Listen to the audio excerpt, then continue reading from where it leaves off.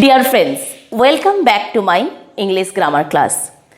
Students, গত ক্লাসে আমরা কি নিয়ে জেনেছিলাম? কনজাংশন নিয়ে জেনেছিলাম, তাই তো? কনজাংশনের মোটামুটি সবটা পার্ট একটু একটু করে ছুঁয়ে গেছি।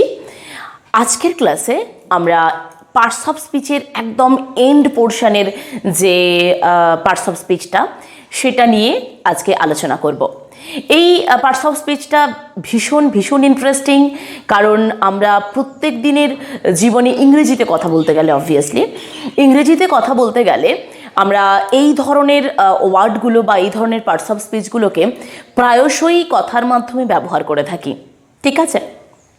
তো এই ওয়ার্ডগুলো না হলে বা না থাকলে বোধহয় কথা বলার সময় আমাদের যে আবেগ, আমাদের যে ভাব, আমাদের যে উচ্ছ্বাস, আমাদের দুঃখ, আমাদের লজ্জা, আমাদের কোনো মনের কোনো বিশেষ আবেগ, এইগুলোকে আমরা ঠিক প্রকাশ করতে পারবো না ইংরেজিতে, যদি না আমরা এই পার্টস অফ স্পিচটা সম্পর্কে সঠিকভাবে ধারণা লাভ করতে পারি। তাহলে বন্ধুরা, আজকের টপিকটা হচ্ছে সেই টপিক যেটার মাধ্যমে আমরা আমাদের ইংরেজিতে ইংরেজিতে আমাদের মনের আবেগ, দুঃখ, লজ্জা, ঘৃণা, ভয়, মনের কোনো সুন্দর একটা আবেগ, এই ধরনের ভাবগুলোকে জানবো যে সমস্ত ওয়ার্ডের মাধ্যমে। সেই সমস্ত ওয়ার্ডগুলিকে নিয়ে আজকের আমরা কথা বলবো, যাকে পার্টস অফ স্পিচের একটা নাম দেওয়া হয়েছে। পার্টস অফ স্পিচের মধ্যে যেগুলোকে একটা বিশেষ নামে ডাকা হয় সেটাকে বলবো ইন্টারজেকশন। কি বললাম? ইন্টারজেকশন, অর্থাৎ বাংলাতে বলবো বিস্ময়সূচক অব্যয় বা বিস্ময়বোধক অব্যয়। বিস্ময় মানেই বোঝাচ্ছে যে কোনো কিছু আবেগ বোঝাতে, তাই তো? আকস্মিক কোনো আবেগ। তো দেরি করব না, একটু সেন্স দিয়ে দিলাম। এবার একেবারে ডিরেক্ট চলে যাব আমরা কিভাবে এই ধরনের ওয়ার্ডগুলিকে বা এই ধরনের পার্টস অফ স্পিচগুলিকে কিভাবে আমরা ইংরেজিতে সেন্টেন্সের মধ্যে ইউজ করি, ঠিক আছে? তার ডিরেক্ট এক্সাম্পলে চলে যাব। আর এখানে বিশেষ কিছুই নয়, শুধু মনে রাখো যে সমস্ত ওয়ার্ডগুলির মাধ্যমে ইংরেজিতে সেন্টেন্সের মধ্যে যে সমস্ত ওয়ার্ডগুলির মাধ্যমে আমরা আমাদের আকস্মিক কোনো আবেগ, ভাব, দুঃখ, লজ্জা, ভয়, ঘৃণা, আনন্দ, এই সমস্ত ভাবকে প্রকাশ করতে পারি যে সমস্ত ওয়ার্ডগুলি দিয়ে ইংরেজির ক্ষেত্রে, সেই সমস্ত ওয়ার্ডগুলিকে পার্টস অফ স্পিচে একটা বিশেষ নামে তাকে নামাঙ্কিত করা হয় বা ডাকা হয়, বা একটা বিশেষ নামে তার একটা বিশেষ নাম রয়েছে, যাকে বলবো ইন্টারজেকশন। এটাকেই তোমরা ডেফিনিশন হিসেবেও ধরতে পারো। চলো এবার পরপর এক্সাম্পল দেখে নিই, তার সাথে সাথে অ্যাজ ইউজুয়াল সেন্টেন্সের ইউজ একটুখানি আমরা দেখে নিই। তাহলে ইন্টারজেকশন সম্পর্কে মোটামুটি আইডিয়া কিন্তু আমাদের হয়ে যাবে। চলো দেখে নিই বোর্ডে। তো দেখো যে ফার্স্ট আমি ওপরে লিখেছি ইন্টারজেকশন, তাই তো? তাহলে আমরা পরপর ইন্টারজেকশনের ওয়ার্ডগুলি, মানে ইন্টারজেকশন বা মনের আবেগ, ভাব, দুঃখ, ঘৃণা, ভয় যে সমস্ত ওয়ার্ডগুলির মাধ্যমে প্রকাশ করি বললাম, সেই সমস্ত ওয়ার্ডগুলিকে আমি এক সাইডে লিখেছি। আমি ছকের মাধ্যমে তোমাদেরকে বোঝাই যাতে একসাথে ওয়ার্ড এবং তার সেন্টেন্সের ইউজটা তোমরা খুব ভালো করে দেখতে পারো, তাই জন্য আমি এরকম ছকের মাধ্যমে একটুখানি করার চেষ্টা করি। তো ফার্স্টে যে আমি ইন্টারজেকশনটা নিয়েছি সেটা হচ্ছে এটা। কি? হুররা।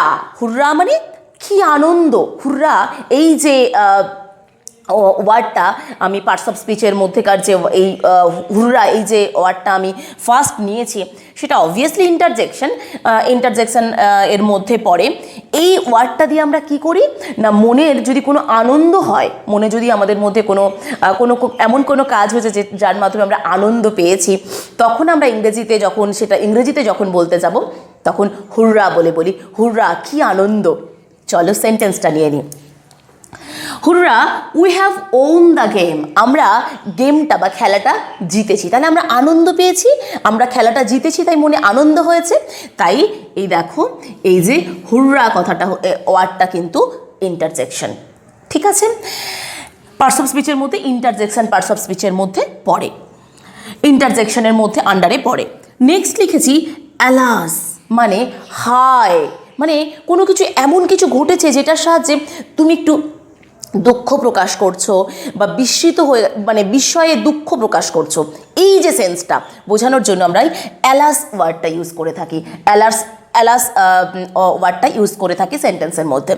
দেখো, অ্যালাস হি হ্যাজ ডেড, সে মারা গেছে। তার মানে মারা যাওয়াটা, যে কারোর মারা যাওয়া, আমাদের কাছে যে কারোর মৃত্যুটাই, সে আমার আত্মীয় পরিজন হতে পারে, কি সামনের অন্য কেউ, আমার আত্মীয় পরিজন নয়, অন্য কেউ হতে পারে, যে কারোর মারা যাওয়াটা আমাদের কাছে কিন্তু সবার কাছেই খুবই দুঃখজনক।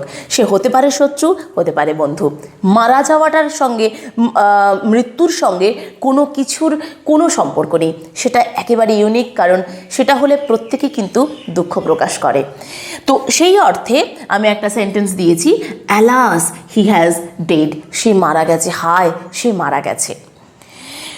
তারপরে যে ওয়ার্ডটা রেখেছি, ও আর একটা কথা তোমাদের একটা কথা জানিয়ে নিই। এই যে দেখো, এই যে প্রত্যেকটা আমি চিহ্ন দিয়েছি, এগুলোকেও বলবো, আমরা জানবো এরপরে পাংচুয়েশন নিয়ে ডিটেলস ক্লাসে আসবো। তাও জেনে রাখো, এই যে সাইনগুলো আছে, যারা জানো না, যারা জানো ইটস ওকে, যারা জানো না তাদেরকে বলে দিলাম যে এটাকে বলে বিস্ময়সূচক চিহ্ন। ঠিক আছে, বিস্ময়সূচক, এর মাধ্যমে কোনো কিছু বিস্ময়ের ভাব আমরা প্রকাশ করি। ঠিক আছে, তো বিস্ময়সূচক চিহ্ন ও এইচ দিয়ে বিস্ময়সূচক চিহ্ন, দেখো এটাও একটা কিন্তু ইন্টারজেকশনের আন্ডারে পড়ে। Oh what a beautiful place, oh what a beautiful place, মানে আমি দেখো, মানে এই ওয়ার্ডটা দিয়ে বোঝাচ্ছি, মানে সে বিস্মিত হয়ে গেছে যে কত সুন্দর প্লেস। দেখো, এই কথাটা বোঝানোর জন্য এই হোয়াট আ বিউটিফুল প্লেস, এই কথাটা, এই প্লেস বা এখানে সিন লিখেছি আমি, যাই হোক, হোয়াট আ বিউটিফুল সিন মানে খুব সুন্দর দৃশ্য, মানে সেই দৃশ্যটা দেখে মুগ্ধ হয়ে গেছে, দিয়ে বলছে what a beautiful scene. Next হচ্ছে হ্যালো, হে, হ্যালো মানে হে। চলো, হ্যালো হাউ আর ইউ, তুমি কেমন আছো। এই যে হে তুমি কেমন আছো, এই সম্বোধন করার জন্য কিন্তু এই দেখো বিস্ময়সূচক একটা ওয়ার্ড আমি এনেছি, সেটা হচ্ছে হ্যালো। তারপর ব্রাভো মানে সাবাস, এটা যখন চলো ওয়ার্ডটা নিয়ে নিই, Bravo, it is well done, এটা খুব চমৎকার কাজ হয়েছে, ব্রাভো, সাবাস, এই কাজটা তুমি খুব ভালো করেছো, মানে কোনো কাজ কেউ ভালো করেছে সেটাকে সমর্থন করছি যে খুব ভালো, তুমি কাজটা খুব ভালো করেছো, এই অর্থে। তারপর ফাই মানে নিন্দার্থে, মানে ছি, এই কাজটা তুমি ঠিক করোনি, ছি। এই যে fie, how could you do this, তুমি কিভাবে এটা করলে, ছি, এটা তুমি, মানে এই অর্থে বোঝানো হচ্ছে যে ছি, তুমি এই কাজটা করে ঠিক করোনি, how could you do this, এটা তুমি কিভাবে করলে। নেক্সট তাহলে ফাই হয়ে গেল, মানে নিন্দার্থে আমরা ফাই ওয়ার্ডটা ইউজ করব। Oh god what a fool you are, তুমি কি বোকা, হে ভগবান তুমি কি বোকা, মানে তোমার একটা স্টেট বোঝাচ্ছি যেটা নিয়ে আমি ঠিক সন্তুষ্ট নই, যে তুমি কেন এত বোকা, এই যে ভাবটা, মনের বিস্ময়, মনের আবেগই প্রকাশ করা হচ্ছে এর মাধ্যমে। Oh god what a fool you are, তুমি কি বোকা। নেক্সট হাস মানে কোনো কিছু সতর্ক করা হচ্ছে, হাস। ঠিক আছে, দেখো আমি সেন্টেন্সটা নিয়ে নিই, hush the patient is sleeping now, চুপ, পেশেন্ট রোগীটি ঘুমাচ্ছে, তুমি একটু চুপ করো, এই অর্থে হাস এই ওয়ার্ডটা ইউজ করা হয়। এই যে ও গড, ফাই, ব্রাভো, এগুলো সবই ইন্টারজেকশন। তারপরে আউচ মানে কোনো কিছু হয়তো তোমার কোথাও একটু ব্যথা লেগেছে, এই অর্থে আর কি, তোমার গায়ে হয়তো কোথাও লেগেছে, সেই ক্ষেত্রে তোমার কোথাও ব্যথা লেগেছে, এই অর্থে। দেখো তো, ouch, don't press the boil, মানে তুমি আমার ফোঁড়াটাতে প্রেস করো না, আমার ফোঁড়াটার ওপরে তুমি চাপ দিও না, এই আউচ, এটাও কিন্তু একটা ইন্টারজেকশন।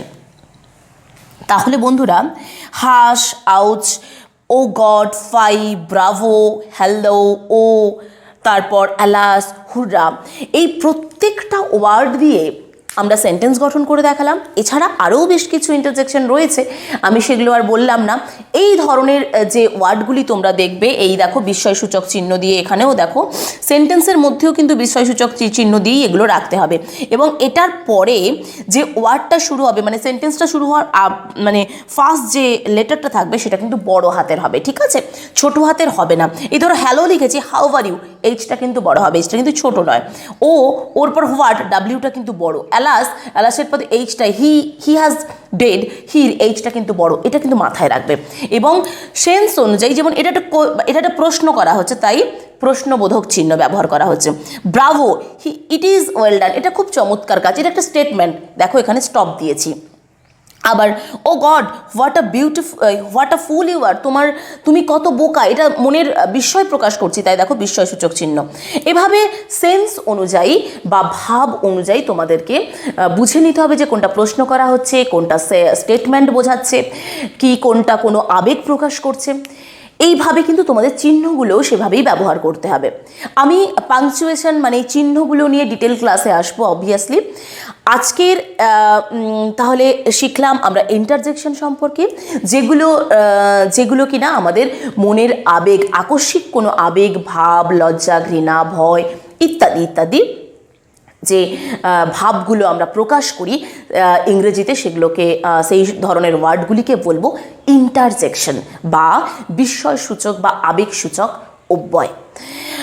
তো বন্ধুরা, তোমরা ইন্টারজেকশন নিয়ে কোনো ক্লাসিফিকেশন নিয়ে আমি আসবো না, এটাই ইন্টারজেকশনের ফার্স্ট এবং লাস্ট ক্লাস।